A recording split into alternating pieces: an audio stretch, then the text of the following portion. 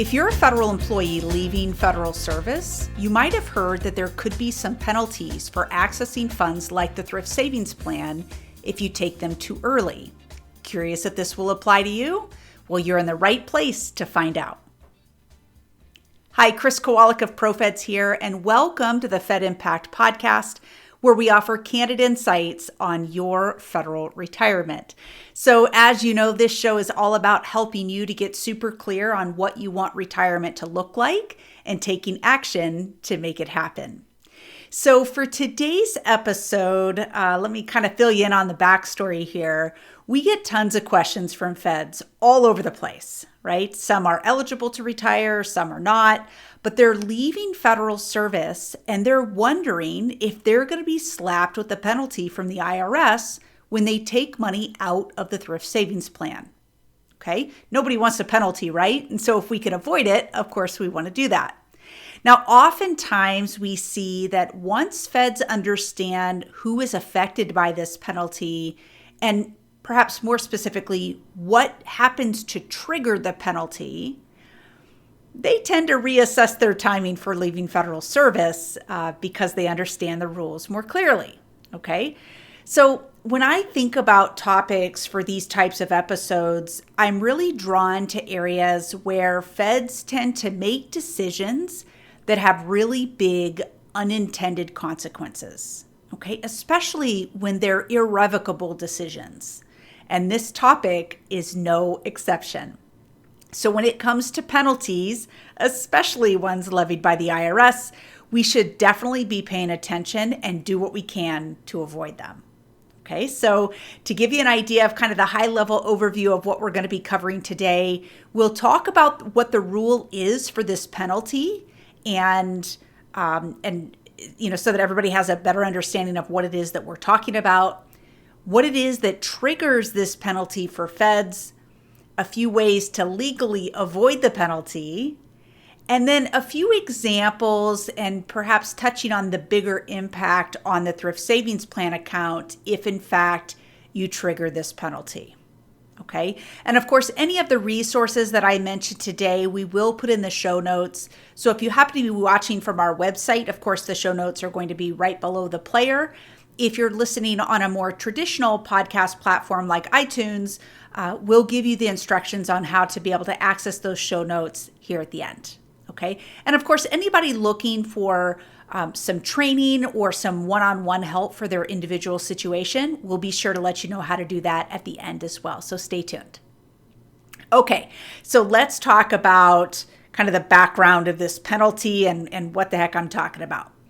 So you've worked really hard throughout your career to save money in a tax-deferred account like the Thrift Savings Plan, okay? And the idea is that you use that money later in life in retirement.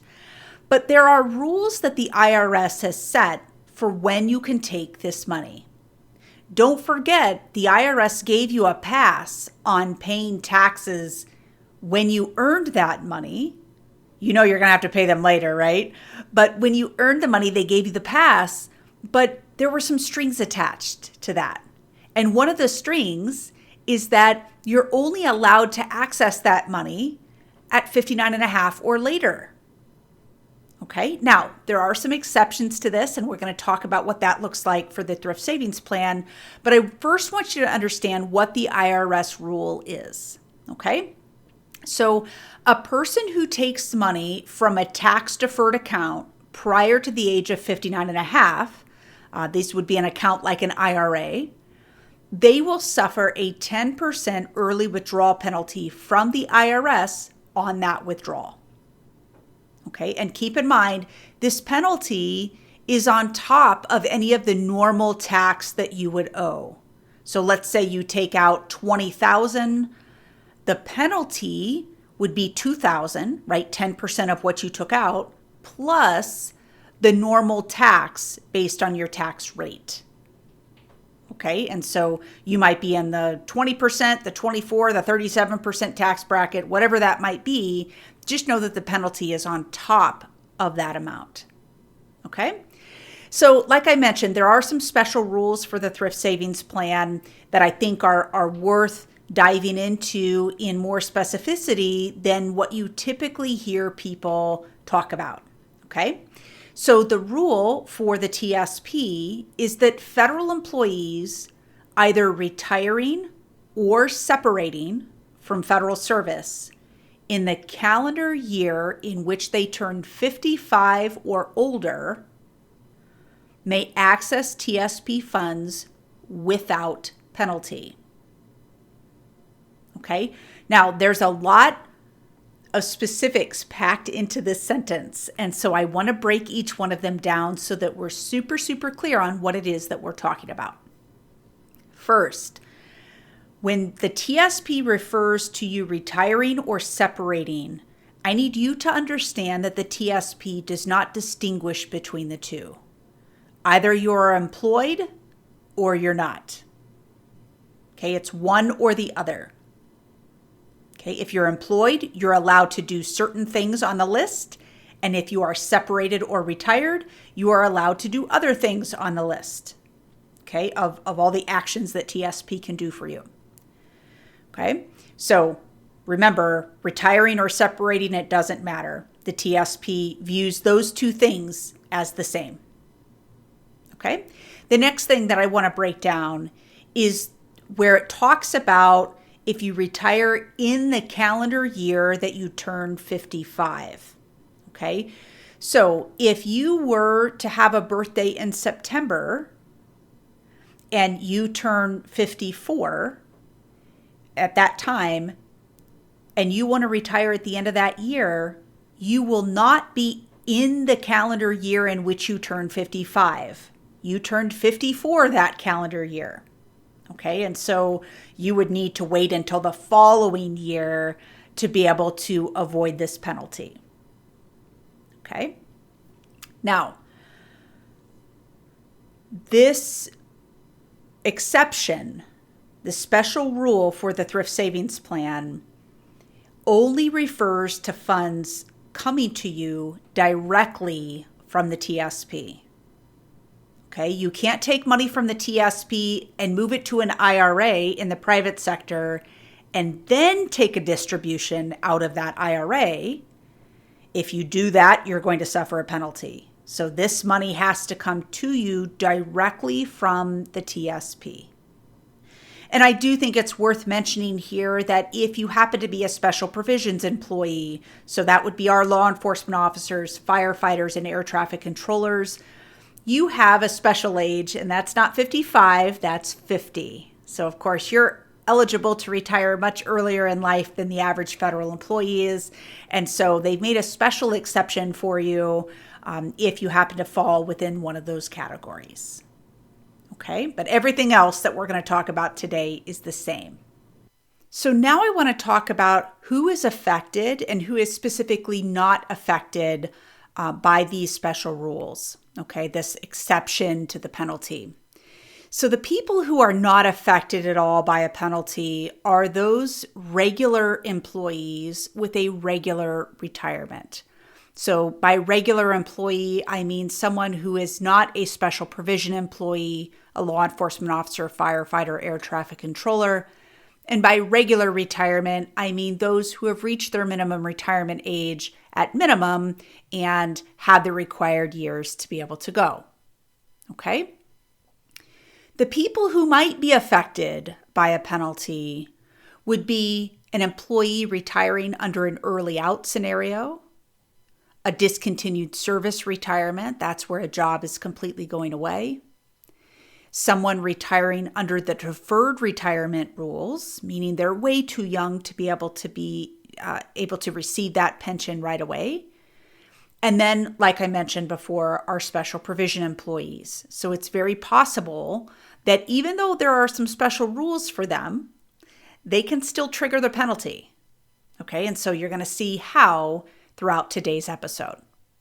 Okay, so if you do or don't meet these special rules and you trigger the penalty, the rules are going to be different for you. And so I want you to be clear on the situation that you're going to find yourself in to know what applies to you. So let's talk about a couple of different scenarios. The first is If you're under 59 and a half and you do not meet these special rules, meaning you triggered the penalty to happen, you are going to be treated the same regardless if you take your money directly from the TSP or if you move it to an IRA and then take it. Okay, either way, you're going to get the penalty. So you have the flexibility, if you choose to move the entire account out into the private sector IRA or leave it all in TSP. Either way, you're going to get a penalty on any money that you take prior to 59 and a half. Okay, again, that's only if you don't meet those special rules that I mentioned. If it turns out that you're under 59 and a half and you do meet those special rules that basically eliminate the penalty for you, you are going to have penalty-free access to your money that is paid to you directly from the TSP all the way until 59 and a half. Okay, remember, once that money touches an IRA, it loses this special character, this special rule that the IRS has allowed. And so we want to make sure that if you have money that's coming to you penalty-free, it's coming directly from the thrift savings plan. Okay, but a question I get an awful lot of is, but I really wanted to move it out to an IRA. Are you telling me my money has to stay in the TSP until I'm 59 and a half? The answer is no. Okay, so here's how it works. If you have money in the thrift savings plan and you want to move it to an IRA, but you know if you move the whole account, you're going to get a penalty on any money that you take prior to 59 and a half, the key here is to leave enough money behind that you're going to need between the time you separate all the way to 59 and a half. Okay, you can move the rest of the money to an IRA and let it grow and do whatever it's going to do for you. Just don't touch it, okay, until you get to that 59 and a half mark. Now, I do have to say that there are ways to legally get money out of an IRA prior to 59 and a half without a penalty, okay? We'll cover that in a little bit more detail here in a bit, but for the most part, there's some interesting things that happen in that scenario from an IRA. Okay, so I want to stay as much as we can focused on the TSP here. So if you were to carve out the money that you think you would need between the time you separate and 59 and a half and leave that amount in the TSP, and you move the remainder of your account out into the IRA, you really can get the best of both worlds, right? You can get the very best of what the TSP has to offer, which in this case is avoiding a penalty on money that you're going to take from it. In the private sector, because of the flexibilities and control allowed out in private IRAs, you get all of that too. Okay, the key is you just don't want to start receiving that money until you're 59 and a half or older. And let me share with you a good financial professional who understands how these accounts work, specifically with these special rules with the TSP, will caution you from moving your entire account to an IRA. Why would they? If you need the money prior to 59 and a half, or at least part of it, it would seem to reason that we would leave that money back in the TSP and take it as we need it, meanwhile allowing the other portion to grow and do its thing out in an IRA. Okay? Now, within the TSP, there are other ways to avoid the penalty as well. Things like if you're a disability retiree, this has to be a total and permanent disability. You will not be penalized. And if you choose to take your TSP in very specific withdrawal methods, you will not be penalized. So for instance, if you were to take the thrift savings plan annuity, I would not recommend this annuity for a lot of reasons. That's for another episode. But that's one of the ways to avoid the penalty. Know that this is a lifetime decision and one that's irrevocable. So a lot I don't love about that particular form of an annuity. Okay. Another way to avoid this penalty, if you're taking money directly from the TSP, is if you have deductible medical expenses that exceed 10% of your adjusted gross income, Or most commonly, if you choose to have your money paid to you as what we call substantially equal payments. Okay. And that can come directly from the TSP, or that's, again, how to be able to get money out of an IRA as well. Some different rules that we associate with IRA substantially equal payments. But this whole concept of being able to get those payments out, not in a monthly form that you designate, like I want $1,000 a month, but allow the entire account to be calculated as if it was paying you out over your lifetime, that in and of itself would avoid the penalty. Okay. Now, what I don't love is that if you change your mind, then you can be subject to all of the back penalty that you otherwise would have received. So let's say you're 55 when you leave federal service, and you're a regular employee. If you decide to do these substantially equal payments and have the TSP calculate the monthly amount that you're going to receive, not annuitize it, but simply calculate the monthly payments, and at 58, you go in and need to change your mind because you're not getting enough income out of your TSP, they're going to look backwards from 55 to 58 and assess the penalty, as if you hadn't done any of that properly during that time. Okay, so I'm going to link in the show notes to the TSP publication that talks specifically about the early withdrawal penalty. We always tend to get some ancillary questions about other ways to avoid this penalty, and so we want to link right to the document that will show you from the TSP. Okay, but I want to talk more about just the average Fed that's retiring out there that don't maybe have all these other special exceptions like being a special provision employee or anything like that. So when we think about having penalties based on the timing of when we separate or retire from federal service, it stands to reason that if there's a way to avoid it by simply changing your retirement date or the day you separate from service, that you should consider that. Okay, I'll give you an easy example. If you're given an early out offer by your agency and you're really considering taking it, maybe you're unhappy at work, you want to go explore another opportunity, whatever that might be, and all things considered, it looks like a pretty great offer. Maybe there's some cash in it with the voluntary separation incentive payment. It frees you up to be able to go do something else that you want to do. All of that sounds great. But if by virtue of how old you are, you don't qualify for this special exception, and you know that if you take that early out, you are going to be penalized for all of the money you take from the thrift savings plan all the way to 59 and a half, that great offer might not seem as great now. Okay.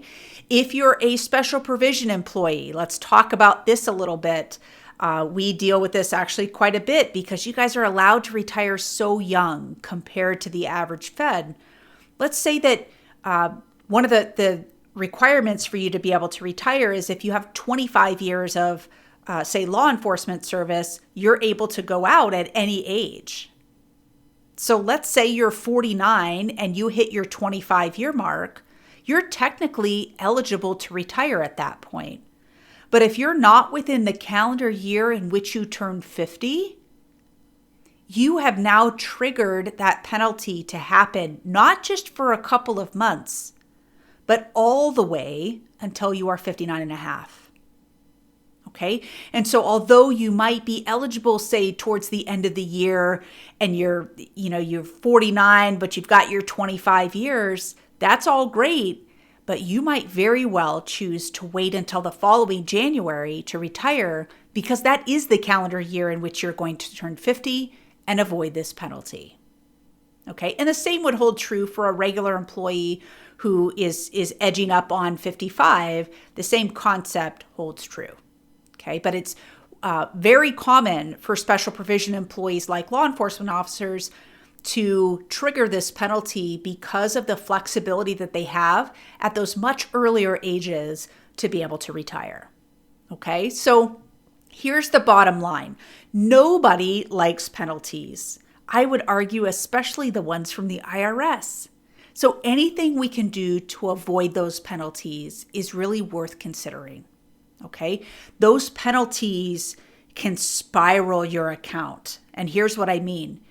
You take the money, you suffer a big penalty, and you're like, oh gosh, I wasn't expecting that penalty. Now I need more money because I have a bigger penalty. And now you get a bigger penalty because you keep taking more money, right? It's a spiraling of your account that can be really, really dangerous. And so we want to be careful that we don't put you in a downward spiral of your thrift savings plan account, because before you know it, it will be gone. Okay. And here's the deal. If I'm really talking bottom line with all of you guys today, most employees that we find are not truly prepared for taxes in retirement. And so when we talk about penalties on top of that, that early withdrawal penalty assessed by the IRS is salt on a wound, and it will not feel good, and it will take a bite out of your TSP and your overall budget way more than you're planning for.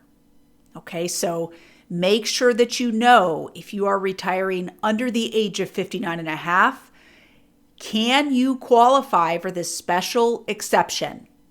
If you can, it is worth making sure that you do, meaning that you've waited long enough to be able to avoid that penalty.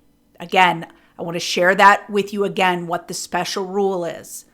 Federal employees retiring or separating from federal service in the calendar year that you turn age 55, or 50 if you're a special provision employee, or older, you can access the TSP funds without penalty.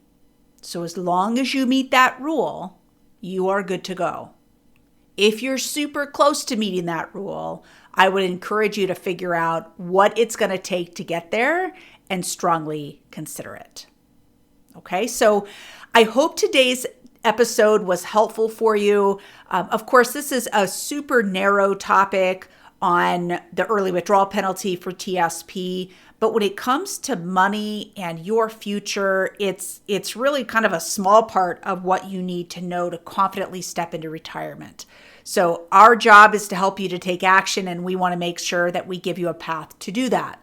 So you likely know we teach retirement workshops throughout the country, and it is our very mission to help feds bring together all of those crazy parts of their situation to see more clearly what retirement looks like and all of those decisions that they need to make today to make that happen. So if you haven't been to one of our workshops yet, or maybe you just need a refresher, or you want to access the show notes from today, that includes, of course, the replay, the full transcript, any of the resources that we mentioned today, here's how to do it. So pull out your phone and text the word podcast to 224-444-6144. Okay, we'll make sure that you get access to both the show notes and all of the workshops that we have open so you can find one for your area. Okay, again, to get that, text the word podcast to 224-444-6144, and we'll send that right away. Okay, now to wrap up, if you are not retiring in the calendar year that you turn 55 or older and you are a regular employee, you may trigger this penalty, this 10% early withdrawal penalty. If you're a special provision employee, law enforcement, firefighter, air traffic controller, that age is 50. Okay, if you meet the special rules to be exempt from the penalty and you want to move money to an IRA, just be sure to leave enough behind to cover any of those expenses or big purchases that you have been thinking about between the time you separate and 59 and a half. Okay, and of course, if you do trigger the penalty, this will apply to all money that you take from the TSP all the way until 59 and a half. Okay, so very, very important that you realize this is a long-term penalty. It's not forever, but it is all the way until you get to 59 and a half. If you know you're going to be penalized, please consider adjusting your retirement or separation date to avoid it. Okay, so that's it for today. I hope that our talk about the TSP early withdrawal penalty has been helpful to you as you think through all of the different aspects of planning to retire. Please stay tuned to the Fed Impact podcast to get straight answers and candid insights on your federal retirement. And of course, if you haven't already, please subscribe today so you're sure not to miss an episode.